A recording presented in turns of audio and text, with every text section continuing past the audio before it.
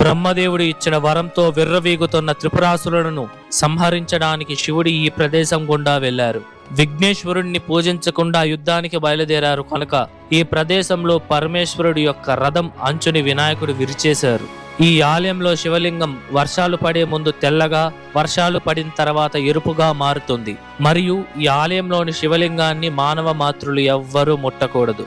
తిరుజ్ఞాన సంబంధర్ వారిచే తెవ్వారంలో ఈ ఆలయం గురించి ప్రస్తావించడం ద్వారా ఈ ఆలయం 276 పాదల్పెట్ర స్థలాలలో ఒకటిగా నిలిచింది.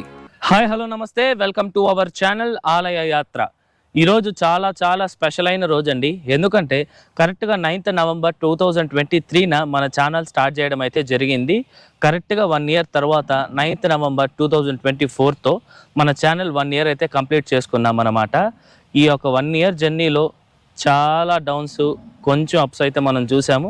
ఇప్పటికీ నిలబడి చేస్తున్నానంటే దానికి మెయిన్ రీజన్ ఇద్దరు. ఒకటి నా ఫ్యామిలీ, మా అవ్వ, మా తాత, మా పిన్ని, మా బాబాయ్, మా తమ్ముడు, మా చెల్లెలు, వీళ్ళ యొక్క సపోర్టు. రెండోది వచ్చేసి మీరు నన్ను సపోర్ట్ చేస్తున్నారు కాబట్టి వీడియోస్ పోకపోయినా మీకు ఖచ్చితంగా మంచి వీడియోస్ ఇవ్వాలని చెప్పేసి నేను ప్రతిరోజు కష్టపడుతూ ఉన్నాను. నా కష్టానికి కూడా మీరు మంచి సపోర్ట్ ఇస్తున్నారు. ఇదే విధంగా నేను కష్టపడుతూ ఉంటాను, మీరు సపోర్ట్ చేస్తూనే ఉంటారని మనస్ఫూర్తిగా ఆశిస్తున్నాను. ఓకేనా? ఇప్పుడు ఈరోజు వీడియో విషయానికి వస్తే 276 పాదల్పెట్ర శివాలయాలలో ఒకటైన త్రిపురాంతకేశ్వరర్ అనే ఆలయాన్ని అయితే మనం దర్శించబోతున్నాము. ఈ ఆలయం మనకి తమిళనాడు రాష్ట్రం తిరువల్లూరు జిల్లాలోని కూవం అనే ఒక చిన్న గ్రామంలో ఉందన్నమాట. మీకు తిరువల్లూరు నుండి ఈ ఆలయానికి 20 కిలోమీటర్లే. మీకు బస్సెస్ కానీ, ట్రైన్స్ కానీ అనేక సౌకర్యాలు అయితే మనకి ఈ ఆలయానికి అయితే ఉంది. ఈ ఆలయం తాలూకు లొకేషన్ కూడా నేను మీకు డిస్క్రిప్షన్లో ఇచ్చుంటాను, చెక్ చేయండి. వీడియోని లైక్ చేసి స్టార్ట్ చేయండి. మన ఛానల్లో ఉన్న సబ్స్క్రైబ్ చేసుకోకుండా ఉంటే సబ్స్క్రైబ్ చేసుకోండి.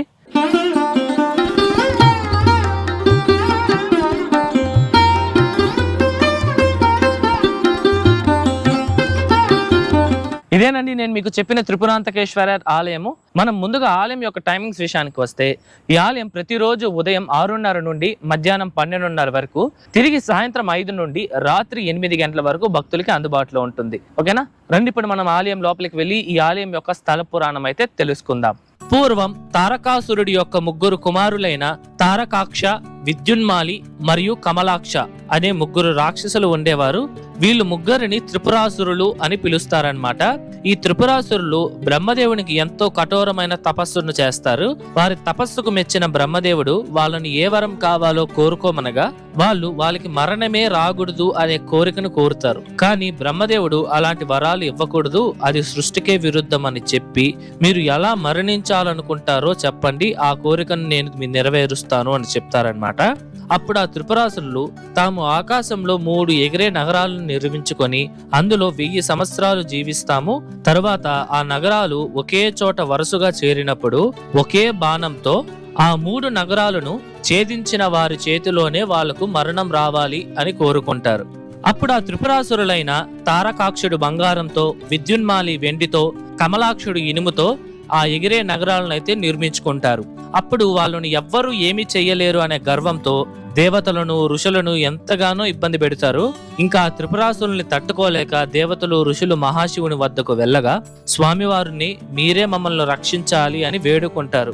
అప్పుడు పరమేశ్వరుడు ఆ త్రిపురాసురులను సంహరించాలంటే అపూర్వమైన మరియు శక్తివంతమైన రథం, విల్లు, బాణం కావాలి అని అడుగుతారన్నమాట. అప్పుడు శ్రీ మహావిష్ణువు ఆదేశం మేరకు విశ్వకర్మ ఆ బాణాన్ని, రథాన్ని నిర్మించే బాధ్యతను తీసుకుంటారు. అలా ఆ విశ్వకర్మ భూమిని రథంగా, సూర్యచంద్రుల్ని రథ చక్రాలుగా, విల్లు మేరు పర్వతంగా, వాసుకి అనే పామును విల్లు నారిగా, 4 వేదాలను 4 గుర్రాలుగా రూపుదిద్దుతారు. అంతేకాకుండా ఆ రథానికి సారథిగా బ్రహ్మదేవుడు రూపుదిద్దుకుంటారు. ఇంకా పరమేశ్వరుడు రథాన్ని, బాణాన్ని తీసుకొని త్రిపురాసురులను సంహరించడానికి వెళుతూ ఉండగా ఈ ప్రదేశంలో రథం యొక్క అంచు విరిగి పడిపోతుంది. దానికి ప్రధాన కారణం వచ్చి దేవతలు గాని, పరమేశ్వరుడు గాని ఆ రాక్షసులను సంహరించాలి అనే తొందరలో వినాయకుడికి పూజించడం మర్చిపోతారు. మనం ఏదైనా పనిని ప్రారంభించే ముందు విఘ్నేశ్వరుణ్ణి పూజించడం ఒక ప్రక్రియ, కానీ దేవతలు పూజించలేదు కనుక వినాయకుడు కోపంతో ఆ రథం యొక్క అంచు భాగాన్ని అయితే ముక్కలుగా విరిచేస్తారు. దాంతో దేవతలు తమ తప్పును తెలుసుకొని తాము విజయం కోసం ఈ ప్రదేశంలోనే వినాయకుడికి పూజలు చేస్తారు. పూజలు చేసిన తర్వాత తిరిగి యుద్ధానికైతే బయలుదేరుతారు. ఇక పరమేశ్వరుడు ఆ త్రిపురాసురుల వద్దకు చేరుకోగా శ్రీ మహావిష్ణువు బాణంగా మారుతారు. ఆ ఒక్క బాణంతో త్రిపురాసురుల యొక్క నగరాలను పరమేశ్వరుడు ఛేదించి ఆ త్రిపురాసురులను కూడా సంహరిస్తారు. ఇక్కడ పరమేశ్వరుడి యొక్క రథం అంచు లేదా ఇరుసు విరిగి పడిపోవడంతో రథం అదుపు తప్పి ఈ ప్రదేశంలో పడిపోతుంది. ఇలా రథం ఇరుసు ఇక్కడ పడిపోవడంతో ఈ ప్రాంతాన్ని కూరం అని పేరు వచ్చింది. అది కాలక్రమేణా కూవంగా మారింది.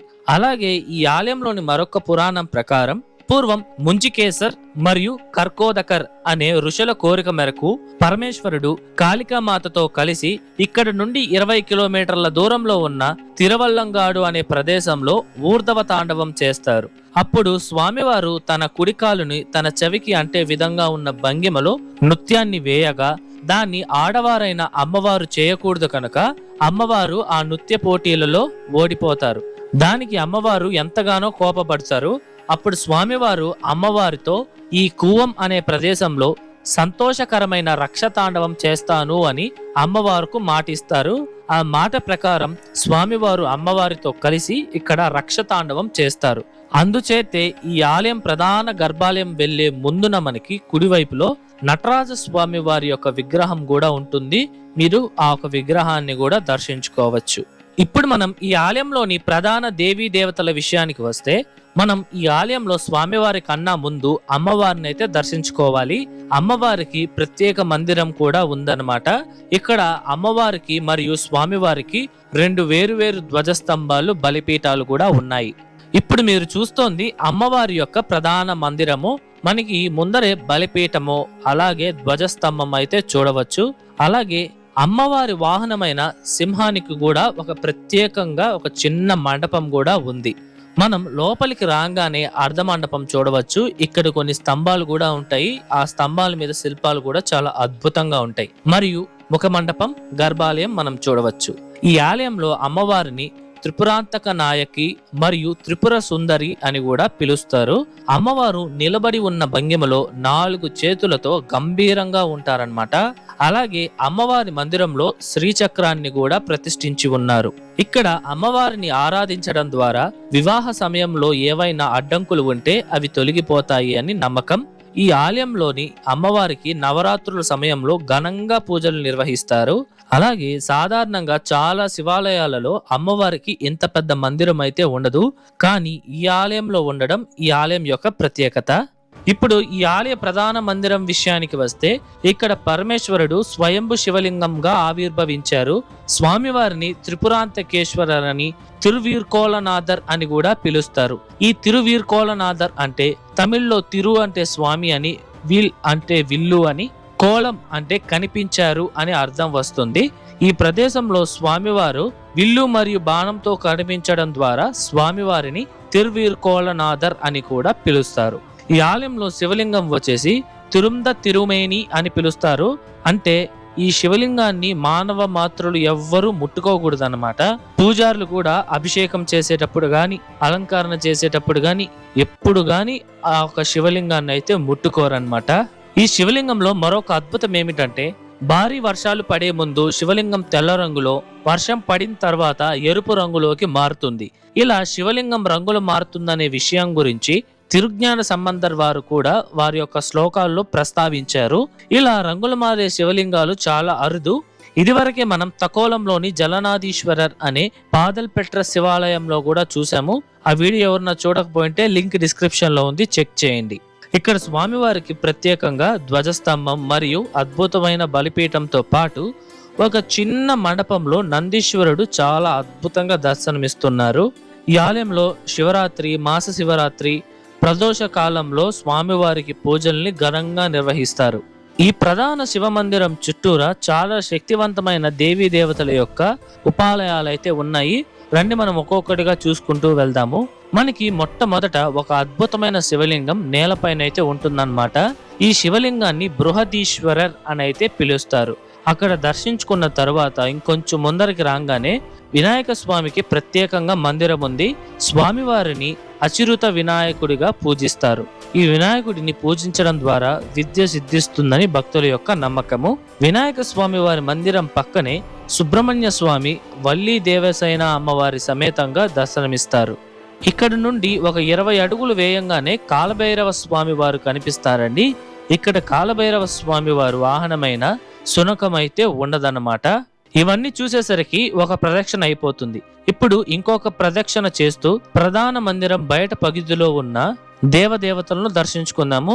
మొదట మనకి అన్ని శివాలయాలలో ఉన్నట్టుగానే వినాయక స్వామి వారు అయితే దర్శనమిస్తారు. వినాయక స్వామి తరువాత దక్షిణామూర్తి స్వామి వారు ఒక చిన్న మందిరంలో అయితే కనిపిస్తారనమాట. మరియు పరమేశ్వరుడు లింగోద్భవర్ అనే మూర్తిలో మనకి దర్శనమిస్తారండి. ఆ ఒక లింగోద్భవర్ పై భాగంలో హంస పైన బ్రహ్మదేవుడు, కింద వరాహ రూపంలో మహావిష్ణువుని మనం చూడవచ్చు. అలాగే మనిషిని పుట్టించి వాళ్ళ తలరాతను రాసే చతుర్ముఖ బ్రహ్మదేవుడు కూడా మనకి ఇక్కడ దర్శనమిస్తారు.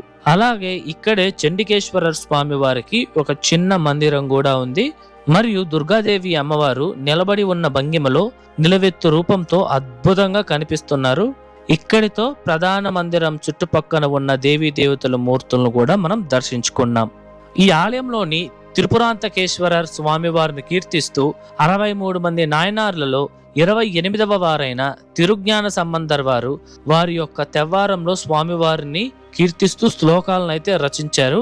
తన శ్లోకాలలో ఈ ఆలయంలోని శివలింగం వర్షం పడే ముందు, వర్షం పడిన తర్వాత రంగులు మార్చే విషయాన్ని కూడా ఆ శ్లోకాలలో ప్రస్తావించారు. ఇందుచేతే ఈ ఆలయం 63 మంది నాయనార్లచే గొప్పగా కీర్తింపబడిన 276 పాదల్పెట్ర శివాలయాలలో ఈ ఆలయం కూడా ఒకటిగా నిలిచింది. మన ఛానల్లో ఇదివరకే 276 పాదల్పెట్ర స్థలం సిరీస్ అని ఒక సిరీస్ స్టార్ట్ చేశాము. అందులో దాదాపు 12 పాదల్పెట్ర స్థలాలు అయితే ఉన్నాయి. మీరు ప్లే లిస్ట్ లోకి వెళ్ళి చెక్ చేయండి, చాలా అద్భుతంగా ఉంటాయి ఆ ఆలయాలు కూడా.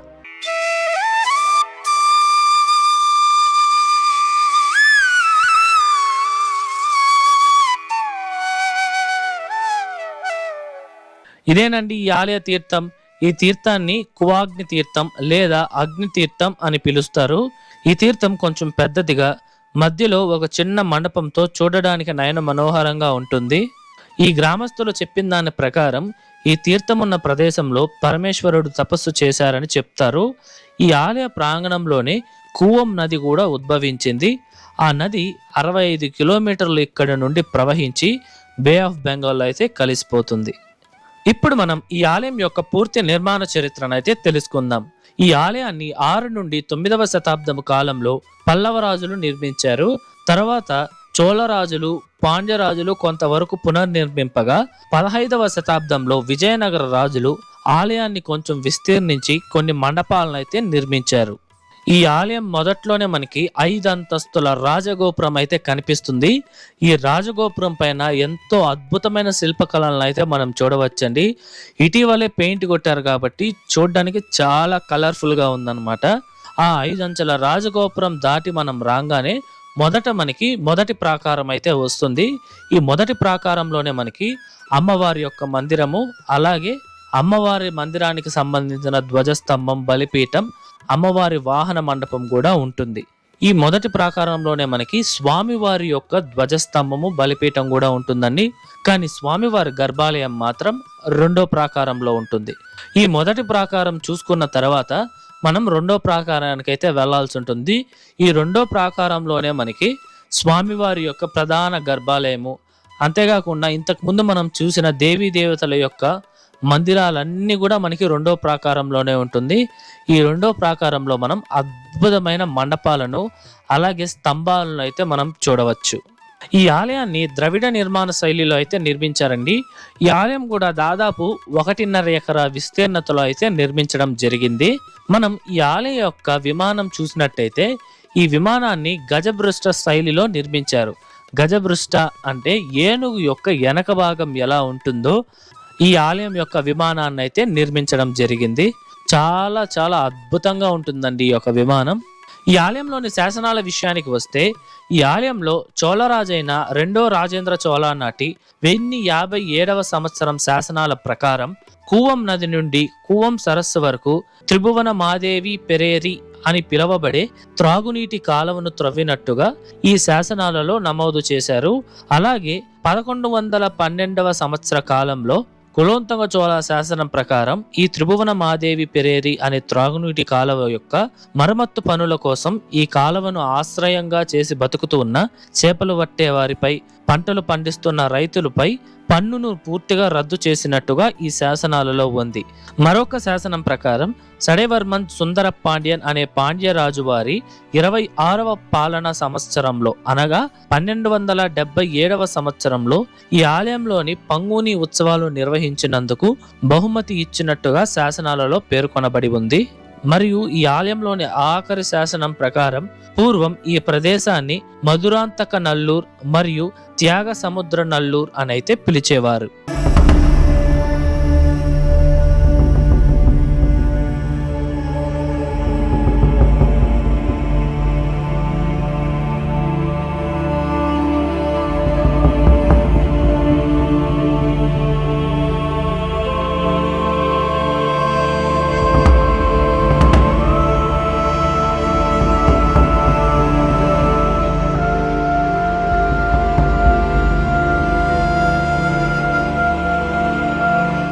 ఇదండి ఇవాళ వీడియో ఎలా ఉంది, నచ్చిందా? ఐ హోప్ ఈ ఆలయం తాలూకా పూర్తి చరిత్ర మీకు అర్థమయ్యేలా నేను చెప్పాను అనుకుంటున్నాను. మీకు ఎటువంటి డౌట్స్ ఉన్నా సరే కమెంట్స్లో తెలియజేయండి, నేను మీకు పక్కా రిప్లై ఇస్తాను. అలాగే ఈ వీడియోకి ముందు మన ఛానల్లో తిరునిండ్రవూర్ అనే గ్రామంలో ఉన్న భక్తవత్సల పెరుమాళ్ ఆలయం, హృదయలీశ్వరర్ ఆలయంతో పాటు కురంగలి ముట్టం కేవ్ టెంపుల్ వీడియో కూడా ఉంది. ఈ 3 వీడియోస్ తాలూకు లింక్స్ మీకు డిస్క్రిప్షన్లో ఇచ్చుంటాను, చెక్ చేయండి. ఈ వీడియో కానీ నచ్చితే లైక్ చేయండి, మీ ఫ్రెండ్స్ అండ్ ఫ్యామిలీస్కి షేర్ చేయండి, మర్చిపోకుండా మన ఛానల్ అయితే సబ్స్క్రైబ్ చేసుకోండి. మరొక అద్భుతమైన ఆలయం వీడియోతో మీ ముందరకు వస్తే అంతవరకు మీ శివవరప్రసాద్ సైనింగ్ ఆఫ్.